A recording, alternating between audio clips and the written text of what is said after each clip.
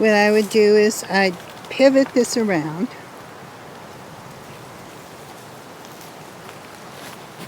And I'd look for the next little spot where that foot is going to be hitting level.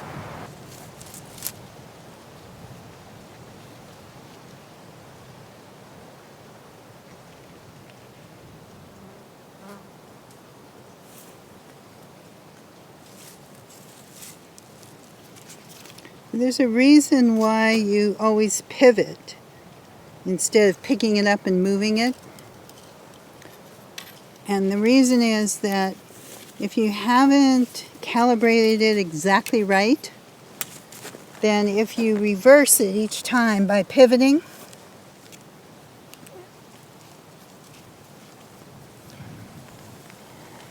that little difference will average out over a distance. But if I were to just pick it up and move it, then that difference would compound itself if I'm a little bit off on my measurements.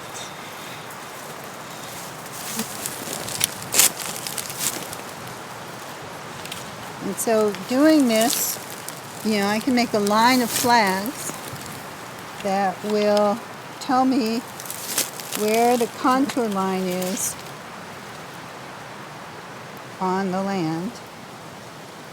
And that's something I could use for digging a swale, moving water around, laying out a path, doing lots of different things. And if I know how to find contour, I can also find something that's slightly off contour if I want a slight slope. So that's how you build an A-frame.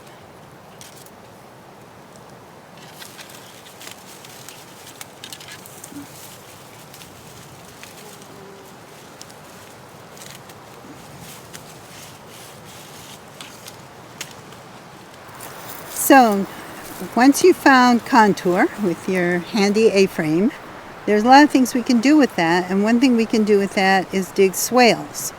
So what is a swale? A swale is a ditch dug on contour with a berm, with a higher side to it on the downhill side.